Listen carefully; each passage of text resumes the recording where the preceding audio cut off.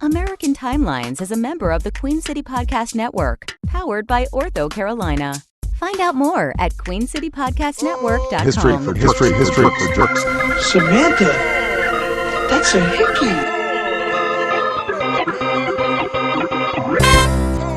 Stranger came in and slit his throat. Terrible mess. I was covered in blood. Old people have boners and their boners. Covered in blood. The smell of decomposition was obvious upon driving into the property. That's probably covered in blood. Get into the bathroom. What do you do? He shat on the bed. Covered in blood. Welcome to another episode of American Timelines. American Timelines. I'm Amy. And I'm not Amy. Nope, that's Joe. Yep. And this is the podcast that brings you all the crazy, nostalgic, interesting things from the past. Whatever. What's your problem I don't know. today? Brent Nelson's got me down. You What? know, whatever. Brent Nelson doesn't even want don't- me to do this podcast anymore. Don't dwell on Brent Nelson, honey.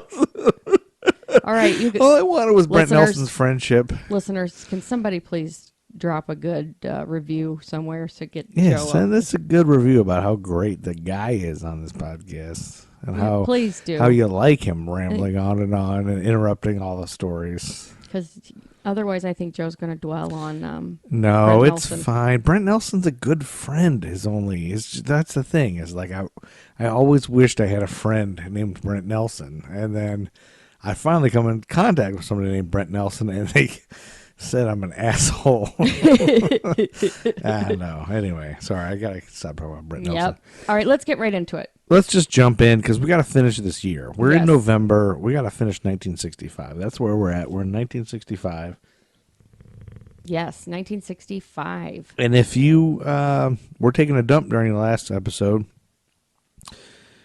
one of those memory lapsing dumps, Yeah, we left off at the end of October.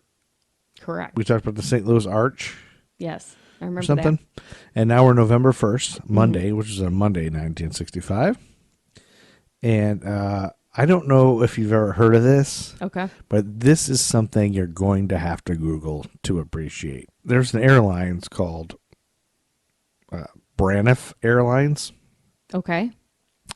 And on November 1st, 1965, they debuted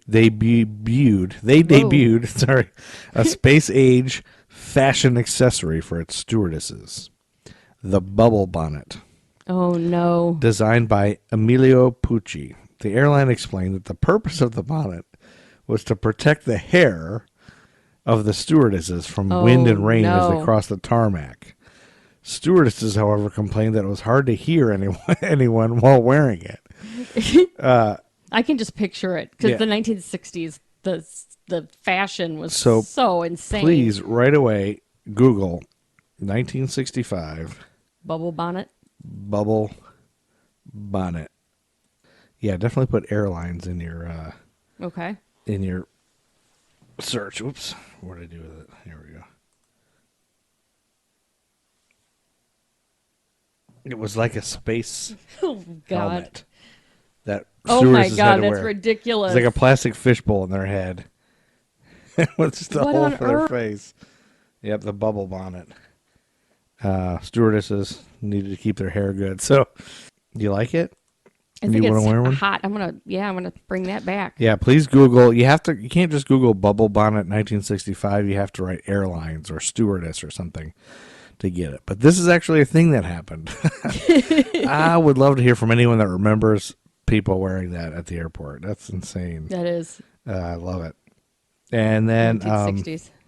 and that's the extent of the happy stuff because on Tuesday, November 2nd, 1965, a man named Norman Morrison committed suicide in protest of America's involvement in Vietnam. Oh, wow. Before a crowd, he set himself on fire. He set himself on fire outside the Pentagon. Oh, my God. The Buddhist way to go. The same kind of way, like kind of copying the same thing. He was a Baltimore Quaker born in Erie, Pennsylvania. I didn't know that happened. Morrison graduated from the College of Worcester in 1956, and he was married and had 2 daughters and a son. On November 2nd, he doused himself in kerosene and set himself on fire below the Secretary of Defense, Robert McNamara's Pentagon office. Oh, my God. Are there pictures? Oh, yeah, you can see him online. He took his daughter, Emily, then 1 year of age, to the Pentagon with him. Yeah. And he either set her down or handed her off to someone in the crowd before setting himself ablaze. However, Morrison's wife later recalled, whether he thought of it that way or not, I think having Emily with him was a final and great comfort to Norman. She was a powerful symbol of the children we were killing with our bombs and napalm who didn't have parents to hold them in their arms. So she witnessed her father. I know, yeah. But she was only one. I know, so but she had no idea what was going on, I don't think. In a letter he mailed to his still. wife, Morrison reassured her of the faith in his act. Know that I love thee, but I must go help the children of the priest's village. Wow. McNamara described Morrison's death as a tragedy, not only for the family, but also for me and the country. It was an outcry against the killing that was destroying the lives of so many Vietnamese and American youth. He was survived by his wife, Ann Welsh, and 3 children, Ben, who died of cancer in 1977, Christina, and Emily. This is all according to Wikipedia. Supporters portrayed Morrison as devout and sincere in sacrificing himself for a cause greater than himself. In Vietnam, Morrison quickly became a folk hero to some. 5 days after Morrison died, the Vietnam poet To Hiru wrote a poem, Emily, My Child, assuming the voice of Morrison addressing his daughter Emily and telling her the reasons for his sacrifice. That's so sad. Isn't that awful and sad? Yes. It's real sad, but yeah, I mean, you think about this, and I mean, the war was awful and sad and terrible. I mean, and people were feeling like they had no other way to stop it. Like, right. People must have been just. I mean, this is somebody with a family and kids, and I always think, oh, I can't be involved. I can't be protesting. I have a family. Yeah. He set himself on fire I because he was so passionate about ending this Vietnam War about nothing. Jesus. North Vietnam named a Hanoi street after him and issued a postage stamp in his honor. Possession of that stamp was prohibited in the United States due to the U.S. embargo against North Vietnam. Oh, man. And there's a road named after Morrison in Vietnam. But, yeah, that's crazy. And there's another one a couple days later. We're going to talk about somebody else did the same thing. The same exact thing? Yeah, and because it was like those monks kind of started that, it. and that became a trend. Like, it's crazy that there's got to be other ways to protest other than setting yourself on fire, but that's got to get the attention of people. Like, yes. Oh, okay, this person's willing to burn to death in front of everyone. Can you imagine? For some reason, I can't imagine anybody doing that now. Like, I feel like our society has gotten so self-absorbed. Yeah, nobody would sacrifice themselves. Nobody would go and light themselves on fire in America. And even if they did, nobody would look at it as a protest. They wouldn't be like, "Oh, that person's passionate." No, I think I disagree. I think it would be so shocking that it would jar everybody. Like that act is so just. That's like the worst thing you could do. The worst. I think people would just say that person's insane. Mental health. I think it would be such a shock. I think you'd be surprised. Because I think it'd have to be somebody important. Otherwise, they would just sell it off as that person's got problems.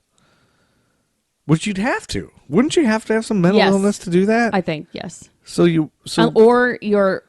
do think the Buddhist monks.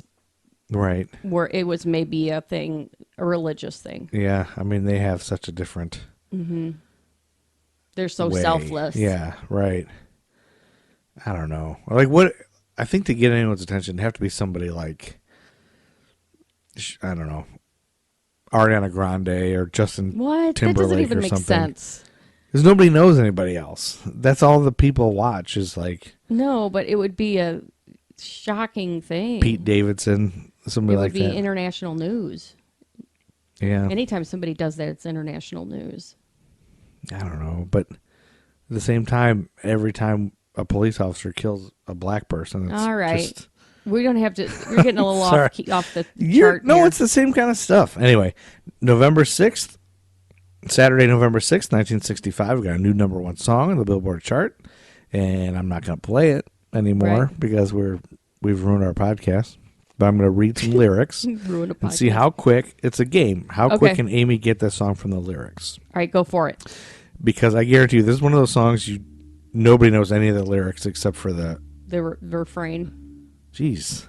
Oh, every once in a while, there's some people down the street that own like 18 Trans Ams. Muscle cars. Yep. They're all Trans Ams. Yep, they are. Who owns a Trans Am anymore? But anyway, every time someone in that family comes home, we all hear the whole neighborhood hears it because they drive by, and our podcast hears it several times. So that's the Trans Am going by. Anyway, November 6, 1965. You would think we live in the biggest white trash neighborhood in the world to say that somebody owns 18 Trans Ams. It's just the one house in the neighborhood. Yeah, it's only one house. Okay, November 6, 1965. This is a new number one song. I'm not going to even tell you the group. But I'm telling you, this is one of those songs that you know the hook, but I guarantee nobody knows these words. All right. Okay, so quit building it up. Maybe you will. I live in an apartment on the 99th floor of my block. Wait. I know it. If you know it from that. On the 99th floor of my block. Dun, dun, dun, dun.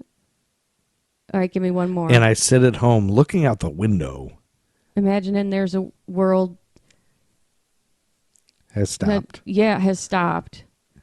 Then the people flies a guy who's all dressed up just like a Union Jack. Just like a Union flag. Union Jack. Union Jack. And he says, I've won 5 pounds. If I have his kind of detergent pack. I know this song. It's like, I can't get there. That's what she said. I know. That is what she said. Is it, it's, the Rolling Stones? Yeah, it is the Rolling Stones. And it's, the second verse starts. Get off my cloud. Yes. That's what it is. Oh, thank God. It says, hey, you get off my cloud. Yep. I didn't know any of the other words around except with that the part. losing crowd off my cloud, baby. Don't hang around because two's a crowd.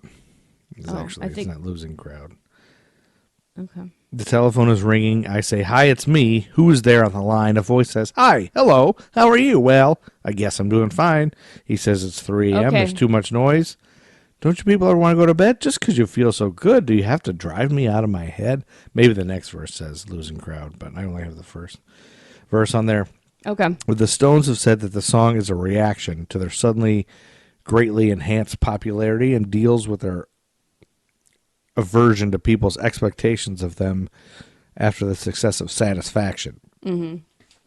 Richards commented, get off my cloud was basically a response to people knocking on our door asking us for the follow-up to Satisfaction.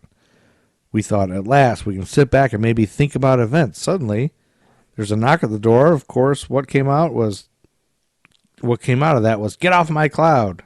Yeah, like I'm up on cloud 9. Don't knock me off. In 1971, later, he said, I never dug it as a record. The chorus was a nice idea, but we rushed it as a follow-up. We were in L.A., and it was when we recorded it or whatever. But he just said it was.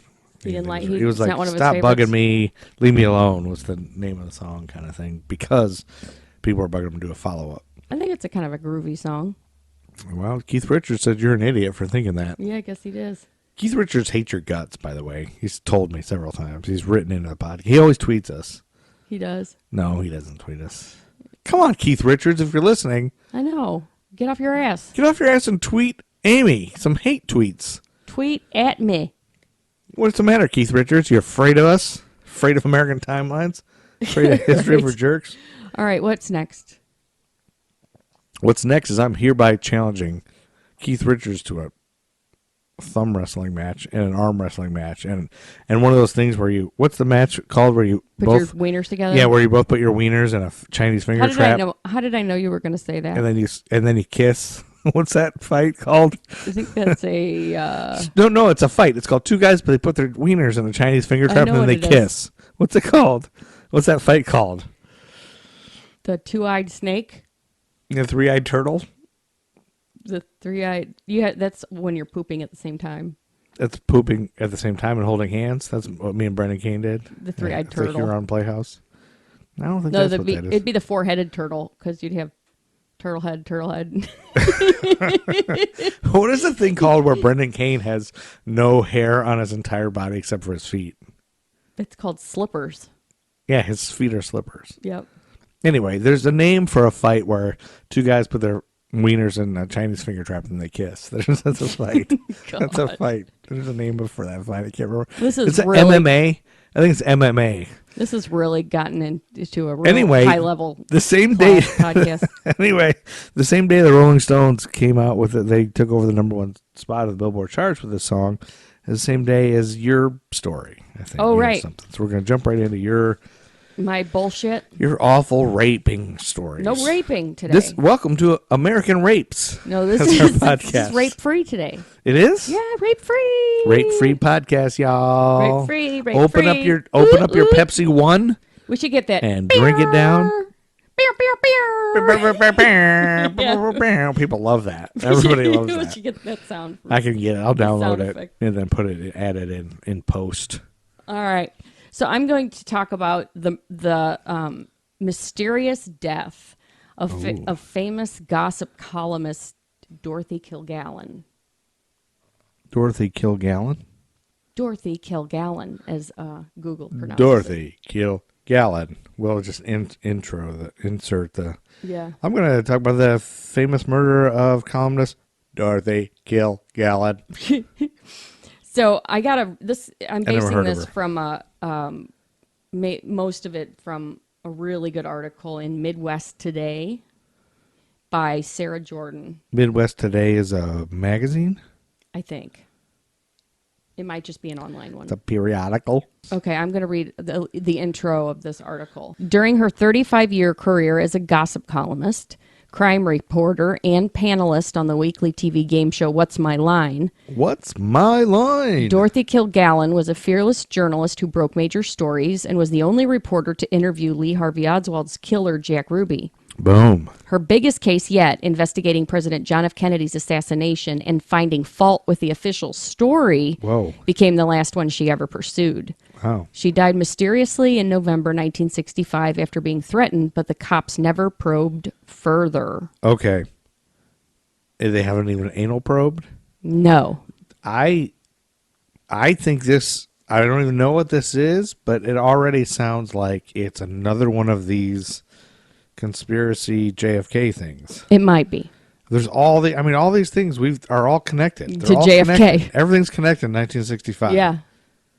Was the lady whose apartment was on fire where her whole torso was burned away? Yeah, that was all 65? part of it. Remember? Yeah, and we talked about that earlier, a couple episodes ago. Yes. And we think it's connected, man. We're uncovering something. American Timelines is gripping and groundbreaking. We're uncovering things. Between this and that 1980s Toledo cult that you uncovered? We are uncovering. We are. Carloites? What are those journalists that find stuff called? Investigative journalists? We're investigative journalists. We are. We are uncovering. Okay. We are bringing to light. We are like Hannibal Buress. We're the Hannibal Buress of podcasters. Okay. Remember, he was joking about Bill Cosby, yes. and now Bill Cosby's in jail for raping. Okay, honey. All right. So, Dorothy Kilgallen was born in Chicago on July 3rd, 1913. July 3rd, 1913, the same day that that was the 50th anniversary of Pickett's Charge, a turning point in the Battle of Gettysburg in the American Civil War. And so it was reenacted by survivors of the original battle. Oh, my God. 50 years after the Civil War.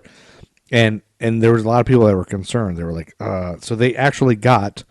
That's weird. They got soldiers from the North and the South. Why would together veterans of a real war want to reenact it? Like, veterans of real wars come back and they're like...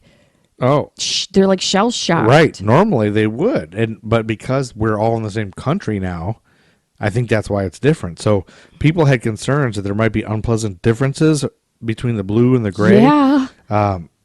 But the peaceful reunion was repeatedly marked by events of Union-Confederate camaraderie.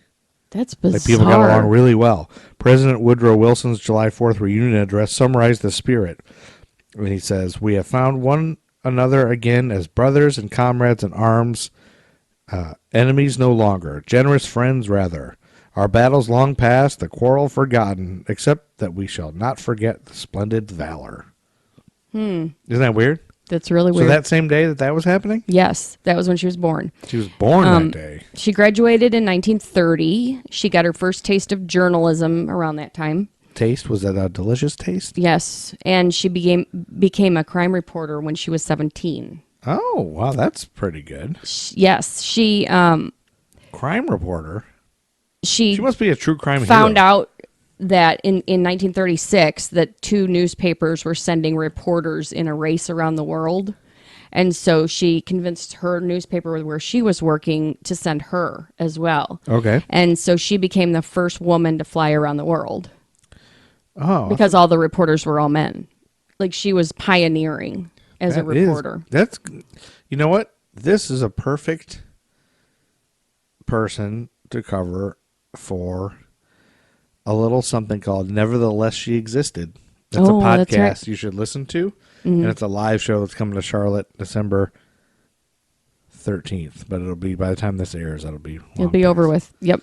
So by November 1937, she started working for the New York Journal. Okay. And then she started her own column Okay. called The Voice of Broadway. And it was the social elite. Voice It was of all about Broadway. famous people. It was like a gossip column. Gossip column, yeah.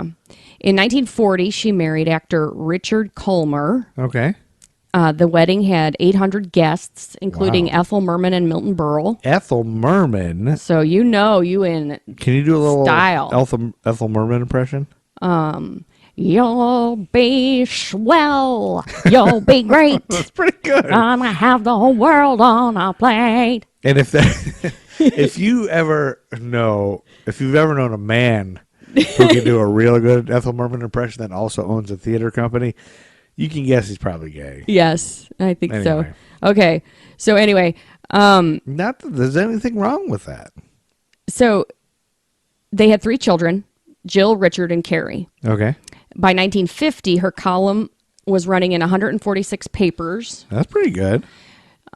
She would cruise the night spots Whoa. in New York, With hydraulics like on the her Stork Club, the Copacabana. Copa. She would pick up tidbits. She would write them on the matchbook and toss them in her purse. Tidbits. Little snippets of gossip here and there. Oh.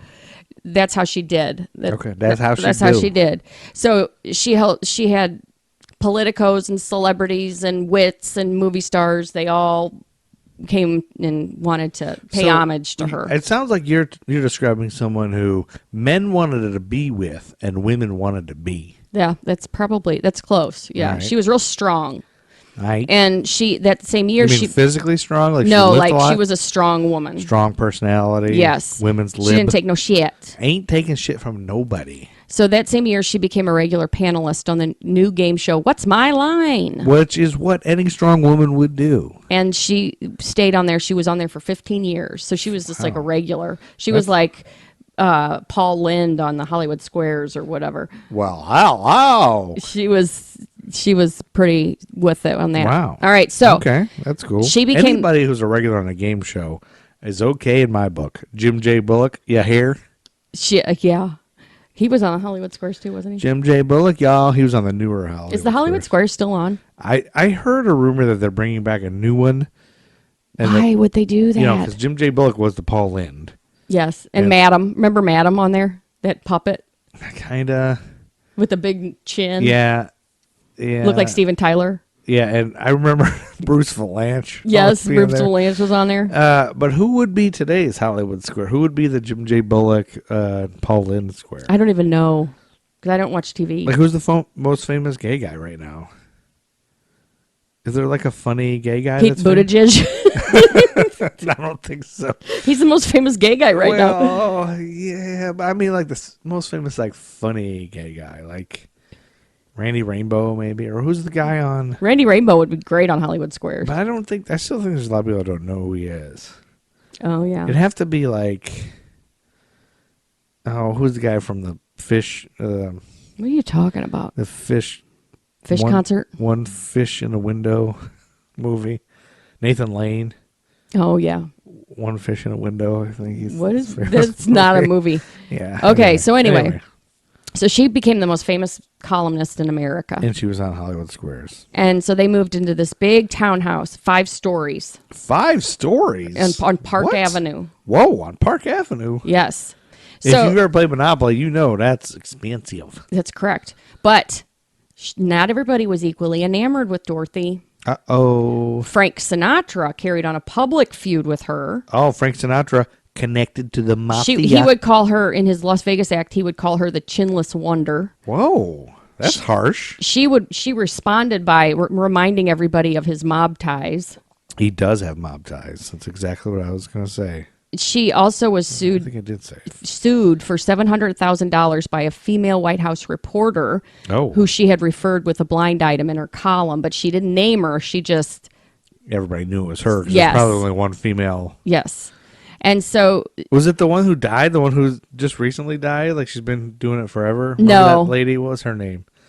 Oh, I can't remember. I know who you're talking about, that real old lady. Oh, yeah. Who was that? It's on the tip of my tongue, but... She looked like a Gungan. Yep. So she covered Gungan. also covered a bunch of famous murder cases, and she helped a man accused of killing his 4-month pregnant wife gain a new trial. Oh, and his name was good. Dr. Sam Shepard, and DNA Not evidence. The Sam Shepard.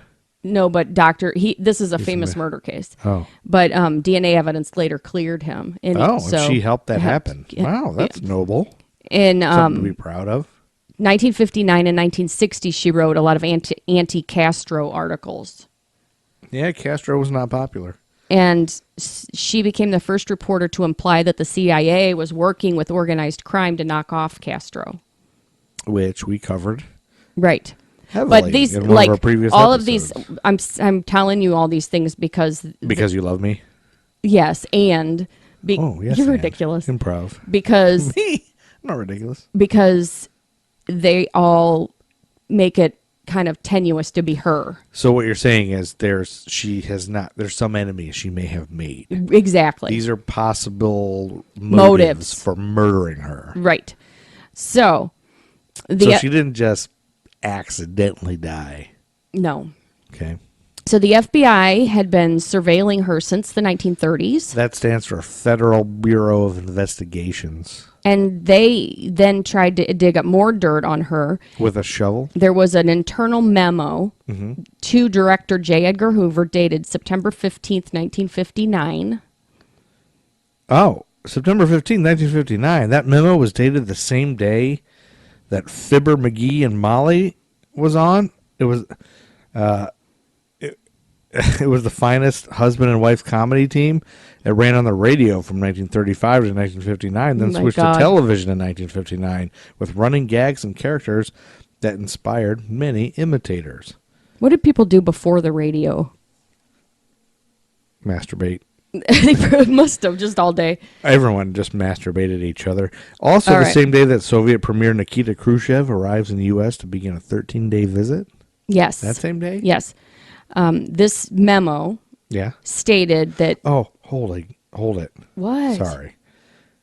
You're going to love this. This is also September 15th, 1959. This memo came out. Yes. Also, the same day of the Poe Elementary School attack. Oh, what's that?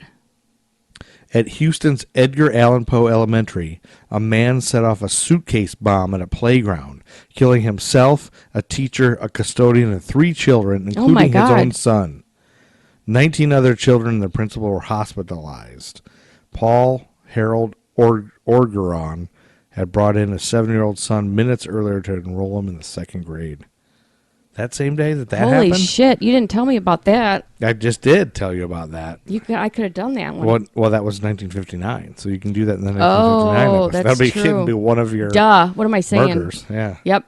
Okay. That same day this happened? That memo? So the memo stated that Dorothy and her husband had their own private lives, that he had been dating other women, and he was interested in both sexes, and he had his own private apartment.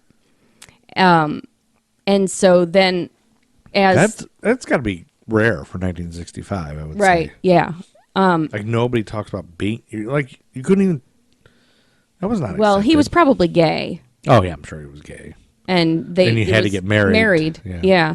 To a So woman. she started a long-term passionate affair with singer Johnny Ray, who was 14 years younger than her. Oh, a singer, Johnny Ray? Yeah. Did you know who that is? No. Oh. Sounds familiar, though, doesn't it? If you are a listener and you're familiar with Johnny Ray's music and you still listen to it, There's something wrong with you. maybe update your Yeah. maybe update your musical collection. So then on August 3rd, 1962, I mean 1962. I was like 1962. Yeah. Oh, the same day that Chet Huntley reporting was on. Chet Huntley died of lung cancer in 1974, but also the same day that Tusco, a 14-year-old male Indian elephant at the Oklahoma City Zoo, was injected with 270 milligrams of the hallucinogen LSD in an experiment by researchers at the University of Oklahoma to simulate mushth, the periodic condition of aggressive behavior and rage by male elephants. But Tusco collapsed 5 minutes after the injection and died less than 2 hours later that same day. I don't even know what you just said. It was something about LSD.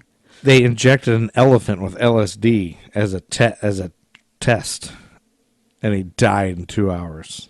That's terrible. That same day? Also, the same day that JFK made the decision. But there's they have never had, nothing has ever died from LSD overdose. Except this elephant. I don't think it must have been something else, because I just was listening to a podcast about LSD and they said that there's never been a death. Except this elephant who was injected in 270 milligrams of it. Oh, I guess maybe. President JFK made the decision on the same day to break ties with singer Frank Sinatra after his brother, U.S. Attorney General Robert F. Kennedy, delivered him a report detailing Sinatra's connections to with the mob. Organized crime. Yeah. Now listen to this part of it. Sinatra reportedly was so enraged by JFK's decision to no longer visit the singer's home in Palm Springs, California, that he took a sledgehammer and personally destroyed a landing pad built to accommodate visits by the presidential helicopter Marine One. Do you see him out there hammering? Sinatra was a nut. I guess. Yeah, he was... That's crazy. Not a nice man. He's a crazy person. Yeah, yeah. So anyway, yes, on that day, she had a column where she talked about Marilyn Monroe's relationship with a Kennedy. Oh.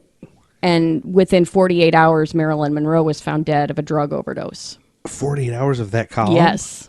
Oh, yes. No. And she might be responsible for her being murdered. Yeah, or death, or suicide. Oh, no. Whatever. Poor thing. So Dorothy publicly challenged the authorities with tough questions. She was asked, why was Marilyn's bedroom such a mess? Because she had this housekeeper living with her. Why was her door locked that night when she didn't usually lock it? Why was the light on? Usually people slept suspicious for sure in the dark. Because she was involved with JFK and Sinatra and the mafia and all of this. Yeah. Man, everything in the 1960s were a conspiracy. It was either civil rights, like KKK. Yeah.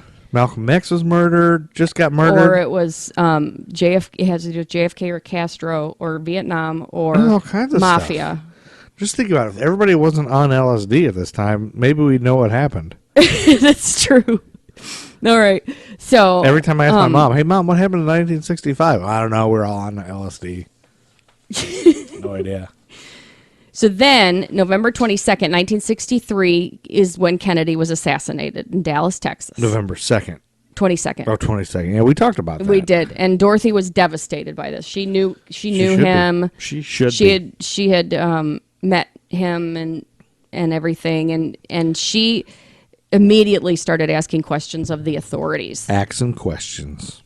Then she wrote a lead story in her paper where she reported that Jack Ruby, policeman J.D. Tippit, who's the policeman that was shot by Lee Harvey Oswald when he was trying to escape. Oh, J.D. Tippit, I forgot about him. And Bernard Weissman had a meeting at Ruby's Carousel Club 8 days before JFK's murder. Who did? Jack Ruby, that policeman that that Oswald and that shot. Weissman guy, yeah. And Bernard They Weissman. all had a meeting and she reported it? Yeah. Uh-oh, and it was dead. 8 days before the murder. Dead. She can't print that stuff. So in the midst of all this, reporting on the Kennedy case, she met a man who was to intrigue her the last months of her life. He helped her on some of her JFK stories, but then he would come under suspicion of having been involved in her death. And his name was Ron Pataki. Ron Pataki. I know you have to say it like that, don't you? Ron Pataki. Ron Pataki. I'm Ron Pataki. So Ron first met Dorothy in June of 1964, and he was 29 years old. He was this ladies' man. Ron Pataki. But he says it wasn't a love affair. It was strictly platonic. Strictly physical. Is what he says now about it. Platonic. Which I bet is a bunch of No, bullshit. because they were banged everything he saw. Well, and they would be in the same hotel all the time, and so. Plus, he knew how to. So please. There was another. Like Brian McCartney. He would say that they were just friends and there was nothing going on, but one of her hairdressers named Mark Sinclair. He says Sinclair was her hairdresser. One of them, yeah. He was her chief hairdresser and he was confidant. Her chief hairdresser and confidant. And that's how it was in the 60s. Well, if you can't confide in your hairdresser, who can you confide in? Bro? I mean, hairdressers were really important to women in the 60s. Well, I'm sure. Yeah. Are they now still? They're still now, right? I mean, you don't really confide deep, dirty secrets. Famous people probably do. Yeah, that's true. So he says that one Sunday night in February of 1965, as he was doing her hair... You mean February? Her married daughter Jill came by and confronted her. Yeah. She was really angry. Jill was very angry? Yes, she mentioned Ron Pataki by name and said that her mother was going out with this man and sleeping with him all over town. Oh, sleeping with him all over town. And then she stormed out and Dorothy started crying. So that was when he realized they were probably having an affair. They were having sex. So you don't just hang out with the best looking guy in town. You bone him. Then on September 25th, 1964. Oh, the same day that on The Addams Family, Morticia and Gomez seek professional help after Pugsley starts displaying normal childhood behavior and interests. Also, in a secondary story, Lurch and Uncle Fester played Mushy Cookie. That's really what they did. The same day. And Lurch won. Yeah, I would think he would. So she ran an interview with one of the witnesses to the shooting of Officer Tippit. Remember J.D. Tippit? Yeah. She would what? She had an interview that ran with one of the witnesses. Yeah, one of the witnesses. Good. Boom. Putting it out there. And this was a witness. This was a witness the Warren Commission never questioned. Oh, this is dangerous. She's in dangerous territory. It's weird for a gossip columnist to delve into this dangerous territory. And the witness told her that she saw two men running from the scene, neither of whom fit Oswald's description. What? See, I knew it. Yes. So one of the biggest scoops of her career came when she obtained the 102-page transcript of Ruby's testimony to the Warren Commission. Is she portrayed in the JFK movie? And I don't think. Because it seems like they're missing a big chunk. Like, this is a big... Maybe she might be. She might be. I can't remember. We got to watch that 19-hour movie sometime. I know. Yeah. We got to set aside some time. Like, take some leaves of absences from our jobs. Yeah, and then just sit and watch JFK. Yeah. So she published, the report, and readers were shocked at how inept the questioning of Ruby was by Chief Justice Warren. Really? And by Warren's failure to follow up on leads Ruby was feeding him. Yeah. So the FBI sent agents to Dorothy's townhouse to interrogate her. Ooh.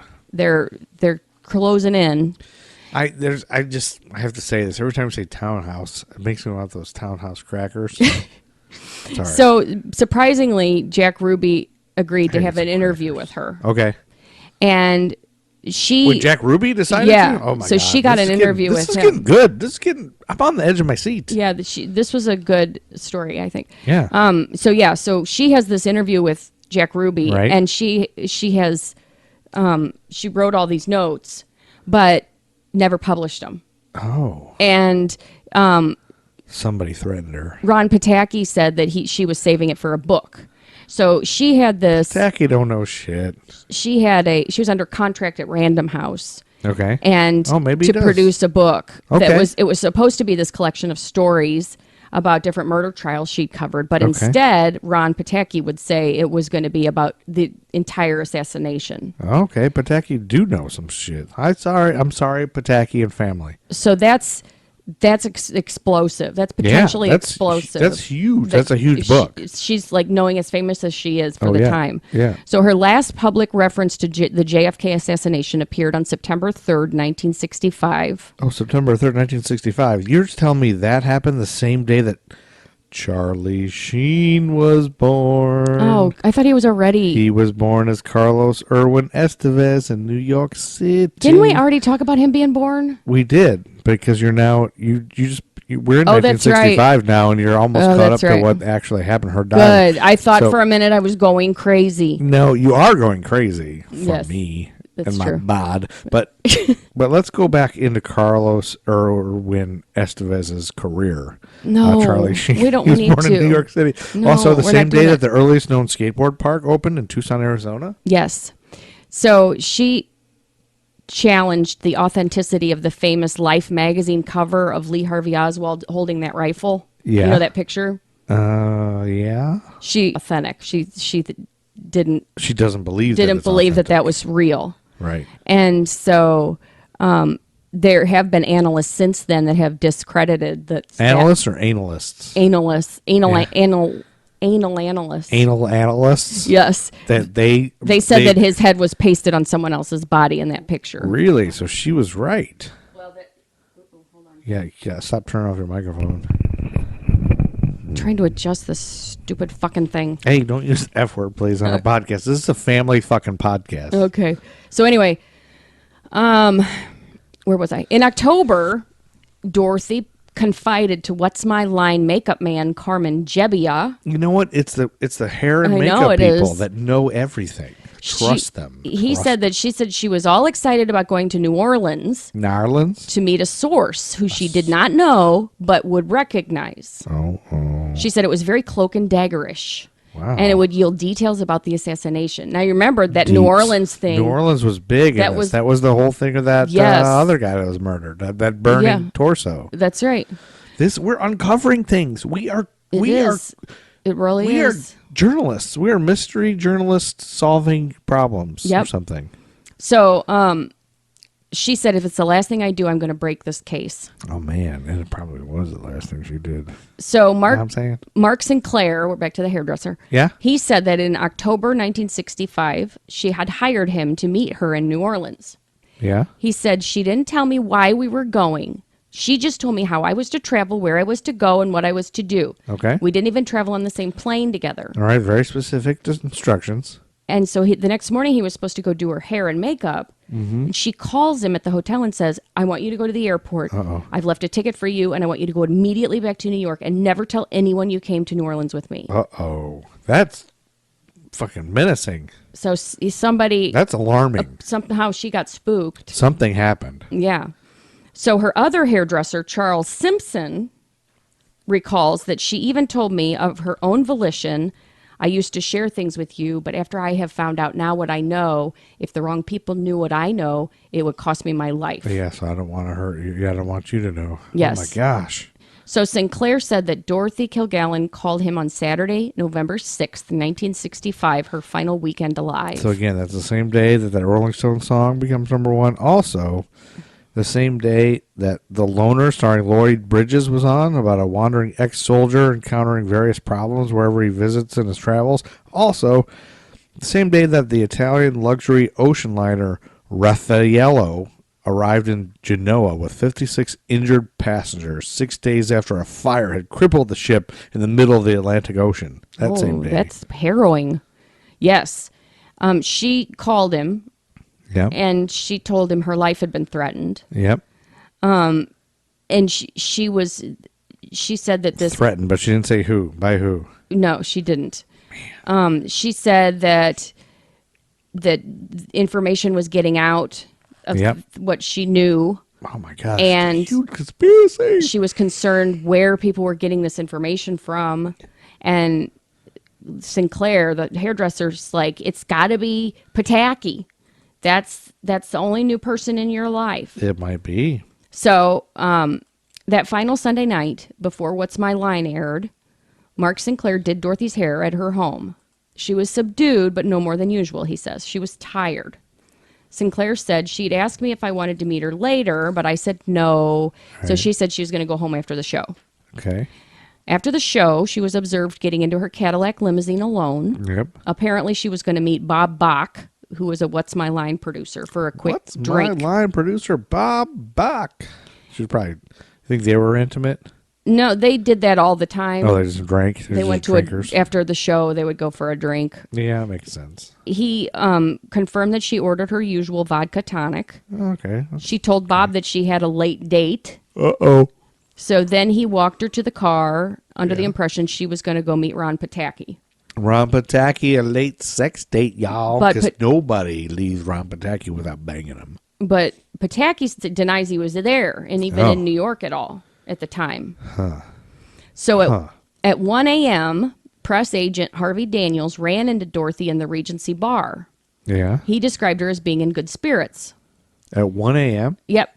Then Kurt Meyer, the piano player, said that Dorothy was still in the lounge in good spirits when he got off work at 2 a.m. And he said she was with a man. But didn't know who it was. No. We don't know if it's Ron Pataki. Right. Dave Spiegel, the manager of the Western Union office, said that she called about 2:20 in the morning. She sounded great as usual. She said, "Good morning, Mr. Spiegel. This is Dorothy Kilgallen. Would you send a message over to the house to pick up my column and take it to the Journal-American? I'll leave it in the regular place in the door." So that's something that they usually did. Yeah, sounds like a normal thing that she did. So she had an appointment with Mark Sinclair to do her hair that morning, Monday, November 8th, 1965. Yeah. He arrived at her house about 8:45 in the morning. He used his key, let himself in, and went upstairs. He went to the small dressing room on the third floor where she had her hair done. He said when he got there, she wasn't in the room, but the air conditioning was on, and it was winter Yeah, and that's cold weird. outside. So he turned on his curling irons, and then he walked into the adjacent bedroom, Yeah. and not thinking that she's going to be there, because even though it was officially the master bedroom, it was she slept on the fifth floor. That wasn't the bedroom she used. That wasn't the bedroom anybody used. Okay. So he finds her, though, sitting up in bed. Yeah. He walks over to the bed and touches her, and he knew she was dead right away. Oh, no. The bed was spotless, and she was dressed very peculiarly. That word is hard to I say. don't know if peculiar. I can't say peculiar. Yeah. So Peculiar. That's peculiar. peculiar. It's hard to say. Peculiar. I can't say peculiar. Peculiar. There you go. All right. Wait. So she was. She would always normally would wear pajamas and old socks, and her makeup would be off, and her hair would be off Sounds hot. because she had a wig on, and, Right. and everything. But this time she wasn't dressed like that, is what you're This saying. time she was completely dressed like she was going out. Yeah. Her hair was in place, and the Ain't makeup right. was on. The false eyelashes were on. That ain't right. But she was wearing this matching peignoir and robe. What's a peignoir? It's like a nightie. It's like a silky, satiny nightie. And he said she would never go to bed Peculiar. with that on. And he said there was a book laid out on the bed, but it was turned upside down. It wasn't in the right position for if she'd been reading it. And she needed glasses to read, but there weren't any glasses found in the room. Oh, that ain't right. There was a drink on the table. The light was on. The air conditioning was on. And she was always cold normally. And strangely, she was in the middle of the bed, beyond easy reach of the nightstand. Rigor mortis had set on the right hand. And Oh, wait, full rigor? full rigor had Full rigor, y'all. and it had drawn up the covers a little bit. So Sinclair left the residence without knowing what happened. I would be running out, pooping my pants. He He didn't call the authorities or anything? yes. Well, he called. Hold on. He called some other guy to come. Rick Moranis? The butler. The butler. He called the butler and he said, "I'm unable to wake Miss Kilgallen. Could you please come up?" And he ran up the stairs. He could hear him. He came to the front stairs, and ran like he was real Then he ran excited out and screaming. And so he left the residence. But he said when he got outside, there was a police car out front with 2 cops in it. They didn't pay him any attention. They weren't like there for her. They had just happened to be there, which is weird. Doesn't seem right. Her husband, 11-year-old son, and the son's tutor, who slept in the townhouse that night, claimed they heard nothing strange. Why did her son's tutor sleep in the townhouse? Well, because it was a mansion, apparently. Yeah, I guess anybody could just stay over. Yeah. But that morning, there was this woman who was the managing editor of a couple of movie magazines named Mary Brunham, received this bizarre phone call. The phone on her desk rang, and when she answered, a voice said, "Dorothy Kilgallen has been murdered." And then they hung up. And then she put on the radio and heard the news after she got that phone call. Whoa. So that's weird. That's weird. How is that? 10,000 people attended Dorothy's funeral. 10,000? Yep. The medical examiner said she died from acute barbiturate and alcohol intoxication, circumstances undetermined, which was not a common phrase for his office to use. An autopsy showed that she was in very good health otherwise, and there was no evidence of heart attack. She did have a bruise on her right shoulder. The police, though, even though the death was listed as undetermined, they never bothered to try and determine them. Oh. In 1968, they tried to use some newly available technology to analyze tissue samples Yeah? they had retained from Kilgallen's autopsy, as well as the glass from her nightstand. Right? And the glass had traces of Nembutal on it, but it was not the same as what was found in her blood. Really? So that's weird. Huh. Then the tissue samples there was a deadly mix of 3 powerful barbiturates in her brain: secobarbital, amobarbital, and phenobarbital. It makes me hungry for barbital. Her JFK notes were never found. Oh, Like the- see? Man, and we'll never know what happened with all this. So, yeah, what man in Dorothy's life was so important and knew her so well that he could call her at home on a Sunday night just before she left for the TV show and make a late date with her, for which she rushed to change her wardrobe at the last minute? Must be J. Edgar Hoover. Could be. Or But she obviously knew the man at the Lyndon B. hotel, Johnson. or she wouldn't have sat so close to him Yeah. when she was there. Why didn't anybody ever come forth and admit that he was the guy that was with her? I don't know. And since it was estimated that she died between 2 and 4 a.m., that really leaves only an hour and a half for her to have become intoxicated. Yeah, that's not right. And since the barbiturates found in her system take a half hour to an hour to start working, this implies she consumed them between 2:30 and 3 a.m. The authorities should have pinned down her whereabouts at that time, but they didn't. They didn't bother to do anything. Huh. Her favorite mixed drink, which was vodka tonic. Vodka tonic. We talked about It that. contains quinine, and quinine has been used by murderers to disguise the bitter taste of barbiturates. Oh. So if someone slipped her a Mickey, she might not. A Mickey. No. Quinine, huh? Yep. Never heard of it. The Regency was 7 blocks from her townhouse, but nobody knows how she got home. Nobody. It makes sense she would have gone to her dressing room and removed her dress because she had a big closet there. So it's plausible that maybe she decided to lay down on the nearest bed, like maybe she had gotten drunk. Yeah, she was so so she tired. just lay down on the nearest bed. That doesn't seem Maybe right. she even felt hot from the alcohol, so she turned on the AC. Yeah, or the barbiturates. But why would she have first put on clothes she didn't normally wear and then grab a book to read without her eyeglasses? Yeah. I mean, that sounds like stuff that when she was dead, somebody put her there. Right. And set all that stuff up. That's right. So the best evidence to so suggest smart. that several drugs were found in her blood were not self-administered is that only one drug was They found probably on the turned glass. AC on to let's make sure it doesn't stink. That's real what bad I was the next thinking. day. Yeah, Slow that's down the decomposition. true. Yeah. So what I was saying is that the evidence that all of those drugs that were found in her system, Yeah. the only one found on the glass wasn't found in her system. Yeah. Yeah. And so So maybe they had multiple drugs they were putting in her, and then they were like, well, we don't even need this one. She's already dead. right. Because if she had really had sleeplessness, why wouldn't she have first taken off of her eyelashes and her wig and gotten comfortable Or before had taking a whole bunch of barbiturates. Or maybe even had a nice glass of warm milk. Or a nice glass of shut the hell up. Well, and remember when she talked about Marilyn Monroe's death, she said if she was just trying to get to sleep and took the overdose of pills accidentally, why was the light on? Usually people sleep better in the dark. Okay. And Dorothy's light was on. So the same people that killed Marilyn and JFK and Ruby and everybody else and that torso lady.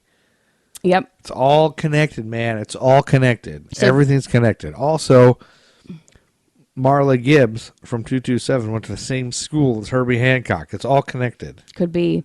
So her husband, Dick Colmer, told inconsistent stories to the police. No shit. In one version, Dick's involved? He claimed that Dorothy had returned from What's My Line at 11:30 p.m. feeling chipper, that she went in to write her column and he had said goodnight and gone to bed. Dorothy's inquiry into Jack Ruby's ties to the mob and her relentless exploration of the warrant reports gross inadequacies threatened to expose dark secrets that powerful people did not want revealed. The FBI perceived her exposés as enough of a threat that they monitored her closely. Exposé is a great band. The CIA had 53 field offices around the world watching her on her foreign travels. Yeah, there's something going on. Yeah, the government killed her. Done. Solved. I mean, when you hear the CIA... They're going to come after us for revealing this, probably. They probably are. Well, they probably don't care anymore about this, right? Anytime you hear the CIA's involved, it's like some people were murdered. There's something going on. People were murdered and or accidentally dosed with LSD. Yeah, like an elephant. Yep. And that's the murder of, or the mysterious death of Dorothy Kilgallen. Yeah, maybe she just took all the drugs. Maybe that's it. So, because that was so long, we're going to have to move fast to get through the year. Yes, so let's do it. I'm going to have to take my microphone out of its holder because of this. Sunday, November 7th, 1965, the Pillsbury Doughboy was created by Rudy Purrs, a copywriter for Pillsbury's longtime advertising agency. It's a pretty clever thing. Yeah. And here's how he created it. Purrs was sitting in his kitchen in the early spring of 65 under pressure to create an advertising campaign for Pillsbury's refrigerated dough products. And his copywriter, Carol H. Williams, imagined a living doughboy popping out of a Pillsbury Crescent Rolls can and wrote the campaign, "Say hello to Poppin' Fresh Dough." Now, originally he was named Jonathan Pillsbury. The doughboy was given a scarf, a chef's hat, and two big blue eyes to distinguish him from the rolls, as well as blush and a soft, warm chuckle when poked in the stomach. The doughboy was originally designed by Milt Schaefer and brought to life using stop-motion clay animation. I bet he looked jacked up when they first made him. Today's CGI is used. Here's the audio from the commercial. I bet he looks so jacked up. Like early versions of everything are always jacked up.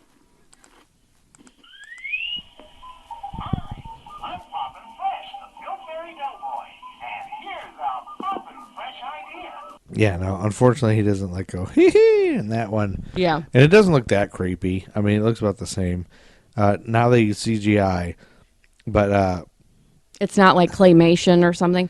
It is claymation. Okay. It's brought to life by stop motion claymation, which I had just said before I played that. Sorry. If you were listening. Mind wandered. Well, they originally wanted him to be animated, but Purrs changed his mind after seeing a stop motion titling technique used in the opening credits for the Dinah Shore Show. A three-dimensional doughboy puppet was then created at a cost of $16,000. For a puppet? Yep, and voice actor Paul Frees was chosen to be Fresh's voice. And then they hired a stop-motion animator named George Pal. But actor Paul Frees, who was the voice, yes, died in 1986. Did he do the voice the whole time? Yeah, until 1986, and then Jeff Bergman took over. And today, the high-pitched giggles are done by Joby Cerny.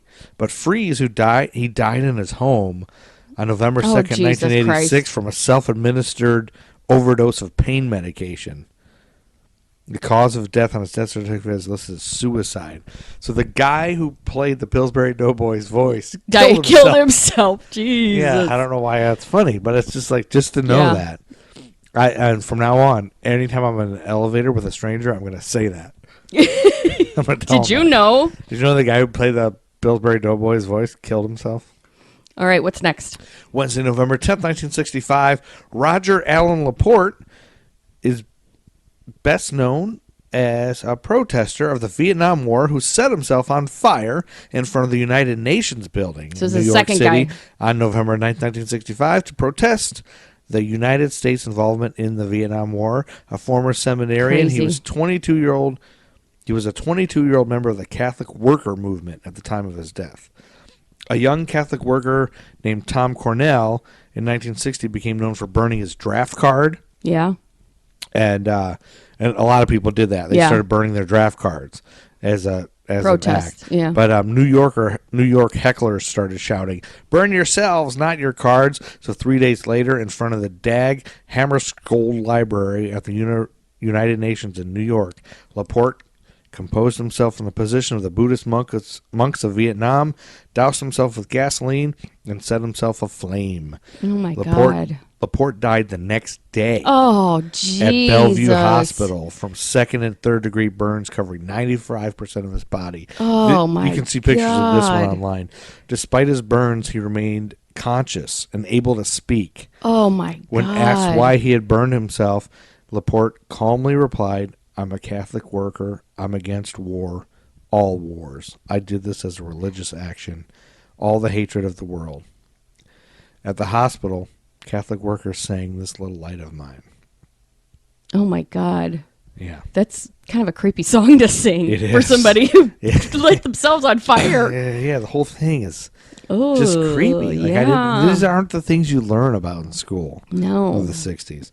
And then Monday, November 15th, 1965, the Huntley-Brinkley Report on NBC goes color on a regular basis, the first network evening newscast to be colorcast nightly. All right. And then on Saturday, November 20th, 1965, we got a new number one song by the Supremes. Okay. Here are the lyrics. "You've given me a true love, and every day I thank you. Love for a feeling that's so new, so inviting, so exciting. Whenever you're near, I hear a symphony. A tender melody pulling me closer, closer to your arms. Then, suddenly, I hear a symphony. Ooh, your lips are touching mine, a feeling so divine." I Hear a Symphony. Is I that what hear it's a called? symphony. You know that song? You know how that goes for real? I probably do if I would hear it for real, but since I don't, Go ahead, sing it. it's when I hear a symphony. Yeah, I don't remember ever hearing that song. Anyway, we don't have time Yeah. for this. No. What's next? Thursday, November 25th, 1965, CBS airs the first color broadcast of an NFL football game, a Thanksgiving Day matchup between the Baltimore Colts and the Detroit Lions. Detroit Lions are shitty. Okay. Sunday, November 28th, 1965, Julie Andrews' first TV special airs on NBC, Okay. and she showed some boob. No, she did not. Tuesday, November 30th, 1965. No, she didn't. Ben Stiller was born in New York City and raised on the Upper West Side. His father, comedian and actor Jerry Stiller, is from a Jewish family that emigrated from Poland. Why in are we Central talking Europe. about this? His mother, We're supposed to be moving along. We've got to actress and hurry. comedian Ann Mira, who is from an Irish Catholic background, converted That's to why I get Judaism mad at after you. marrying his father. This is when I get mad at you because we're supposed to be clipping along, and we got to hustle. And Everyone you're needs- putting this bullshit in. This isn't bullshit. No, Ben it's Stiller was bullshit. born. It's Ben Stiller. such bullshit right Ben now. Stiller matters. You're in full of America. shit. Ben Stiller matters. Friday, December 3rd, 1965, Bob Dylan said that if he ever sold out to a commercial interest, it would be ladies' garments. Okay, And then in 2007, he and his music appeared in a Victoria's Secret commercial. there we go. Saturday, December Full 4th, circle. 1965, we got a new number one song on the Billboard charts by the Byrds. Turn. To Everything, There Is a Season. Yes, And I a love time to every purpose under heaven. A time to be born. A time to. Do you know what these words are from? Yes, the Bible. Oh my god! Boom, Oh my god! Genius! boom, baby. How do you know that? You read the Bible every night? No, I'm just not an idiot. Oh, I am an idiot. I didn't know that this was these were this is lyrics throughout the song or the for the first 8 verses of the 3rd chapter of the biblical book of Oh, I can't remember. Ecclesiastes. Oh, yeah. Ecclesiastes. Ecclesiastes. Sorry, I'm going to hell now. Ecclesiastes. Okay. I can't say it. Let's move on. Anyway, I didn't know that, so that's why I was excited. So and it wasn't even originally done by the Byrds, but they redid it. And then Sunday, December 4th, 1965, TV Guide launches its Montana edition and now covers all of the contiguous U.S. states. A Hawaii edition will be launched in 1968. Oh, there we go. Montana was the last one other than Hawaii. Yep. I had no idea. They were like, well, I Larry guess. watches TV. That lives in Montana. Larry is the only guy in Montana. He lives in Thursday, December 9th, 1965. A Charlie Brown Christmas premieres on love CBS. I wish the kids would watch that with me. I'm so mad at them that they don't. Our kids have joined ISIS, so they don't watch it. They're jerks. Monday, December 13th, 1965. A movie called 1,000 Clowns premieres. Okay. Directed by Fred Coe, starring Jason Robards. This movie features a scene. It's based on a play, I think. Maybe this movie features a scene. The only reason I'm talking about this, there's a scene in this movie where Jason Robards walks in front of the Lincoln Center for the Performing Arts during its construction. The Lincoln Center is a huge deal in New York City. Yeah. So in this movie, you can see it. Being under construction. And then Saturday, December 25th, 1965 is Christmas Day. And we got a new #1 song on the Billboard charts by the Dave Clark Five. Are you familiar with them? I've heard of them. The DC Five, they call them. Mm-hmm. They were the second band in the British invasion. Oh, they were. I didn't know that. I've never heard of them. I didn't know that. Anyway, here's the lyrics, see if we can figure it out. Well, I went to a dance just the other night. Everybody there was dead. I said over and over and over again, this dance is going to be a drag. What? I said over and over and over again, this dance is going to be a drag. I said over and over and over again, this dance is going to be a drag. I don't know. All right. That's all at once it happened, the prettiest in the world. I said, won't you come over and talk to me and be my girl? I said, won't you come over and talk to me and be my girl? What is it? The song is called Over and Over Again. Over and over. I can't tell at all from what you're doing there. Your little song, your little dog and pony show you're doing over there. Dog and pony show? I can't tell Just what the hell's going on. Just because I get my wiener out doesn't make it a dog and pony show. Can you play it for a minute and let me see if I can figure it out? Over and over again? I've never heard of this, ever. This is gonna be a drag. You've heard of that? Yeah, I've heard it. No, you have not. I said over and over and over again, this dance is gonna be a drag. You never heard of that. I have. I've It's heard about it drag before. queens. Anyway, they were known as DC5. They were promoted as the vanguard of the Tottenham sound, a response to Liverpool's Mersey beat sound. Dave Clark struck business deals that allowed him to produce the band's recordings and gave him control of the master recordings. Okay. Let's move on. So they never, you couldn't listen to them anywhere until like the 2000s because Dave. Oh, really? Dave Clark was in charge of them for some reason. I don't know why he didn't want anybody to listen. And then Sunday, December 26th. Wait, are you going to go over any toys? I thought that was you. Well, last year you did it. Yeah, but I did it this year. I did it at the beginning of the year. Remember I played some commercials for stuff, so I think I already covered it. Okay, So keep we're going going. to skip it this year. December 26, 1965, the NFL Championship was not played until 66. The Packers beat the Browns. So we'll have to cover the American Football League Championship game at Balboa Stadium in San Diego between the Western Division champion San Diego Chargers and the Eastern Division champion Buffalo Bills. Okay. The defending champion Bills entered the game as a 6.5-point underdog, and the Chargers had won the first regular season meeting in October by a convincing 34-3 score and tied the Thanksgiving rematch 20-20 in favorable 60-degree weather conditions. The day after Christmas, the Bills shut out the Chargers and repeated as champions, scoring 2 touchdowns in the second quarter, 1 on a punt return. They added 3 field goals. God, this is so boring. In the Nobody second half cares. to win 23-0. I'm totally. No, I'm thinking excited about 'cause how I can't want to believe redecorate this room right now. I can't believe That's the what I'm Buffalo thinking Bills about. were not redecorated. I can't believe the Buffalo Bills won a championship ever. Okay. Anyway, this was the last AFL championship to end the season because the first Super Bowl followed the 1966 season. You know, the Super Bowl was named after the Super Ball. I found that out today.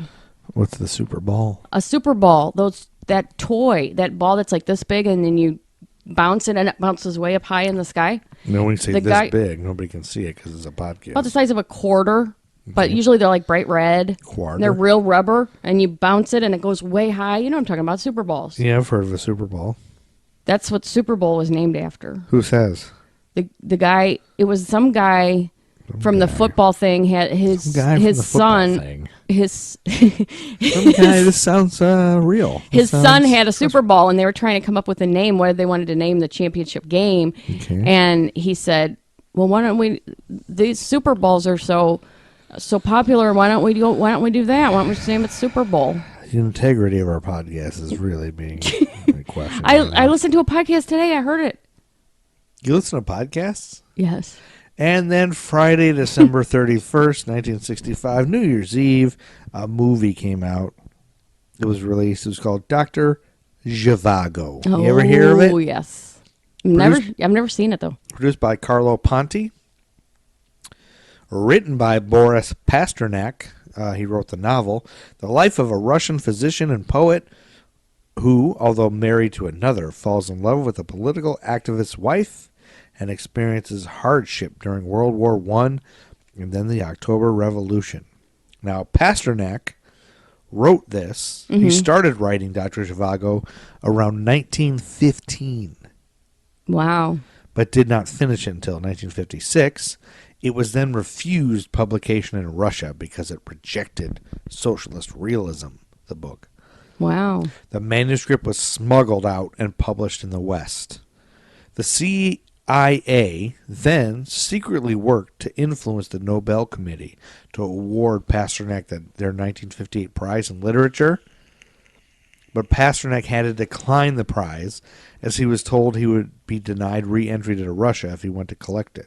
Oh, well, that's a dilemma. David Lean's film of Dr. Zhivago, released in 1965, starring Omar Sharif, won 5 Oscars. Omar Sharif played the title role, with his son, Tarek Sharif, playing the 8-year-old Zhivago. Zhivago comes from the Russian word zhiv, meaning life. In 1989, Pasternak's son was finally allowed to go to Sweden to receive his father's Nobel medal. Dr. Zhivago was published in Russia in 1988 and shown as a mini-series on Russian TV in 2006. But not till 1988 could you see it in Russia. That sucks. It must suck to live in Russia. It must. It's not even cold and stuff, and just gray all the time. Well, in the movie, when Rod Steiger kissed Julie Christie for the first time, her struggling and surprise is genuine because Steiger deliberately French kissed her, sticking his tongue into her mouth. Really? Yeah. And now I want to see that scene. Now you want to see it, and good luck not masturbating, everyone. Because there's nothing more hot than someone French kissing someone else who's not into it. Yeah. That's not true. Okay. That's a bad note to end our podcast on. And the year on, 1965. 1965 is done. It always makes me a little depressed because I have to start researching all over again in 1966. That's and I right. haven't begun, and it's going to be hard. It's a lot of work. I don't have the time, and I'm we don't want to hear your bullshit belly aching. I just want our listeners, our 100 listeners, to know how much work we put in. It takes a lot of time to research all this stuff. It does. It's true. We true. started this podcast thinking, let's not even research anything. Let's just talk about it. Just read stuff off the internet. That's what we did in the first season. Then we quickly realized, it's better if we know what we're doing. Know what the hell we're talking about. But we do that because we love you. That's all. We love you. All right. And your Let's bodies. wind it up. It's time to get out of here, Chuck Berry. We love your bodies. We love your body hair. Stop it. We love your pubes. No, stop it. Let's get out of here, Brent Nelson. Get out of here, Chuck Berry. Time to get out of here, Brent Nelson and Chuck Berry. Love you, Brent Nelson.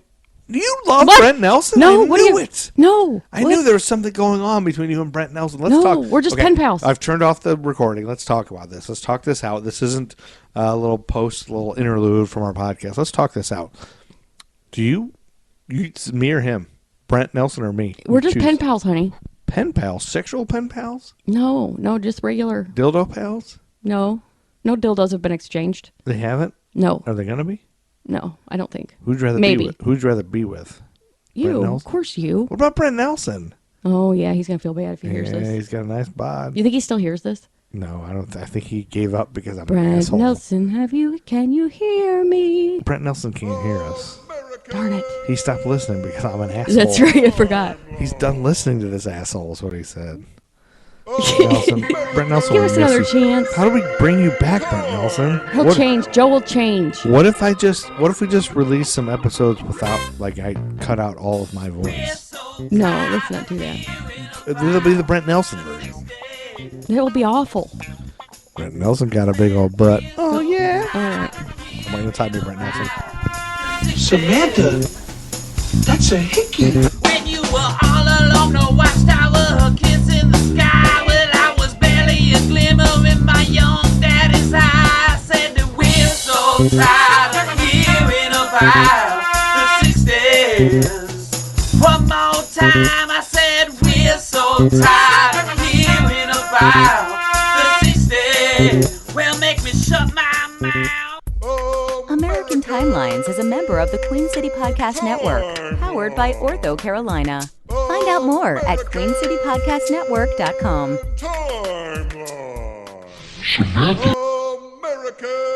Samantha.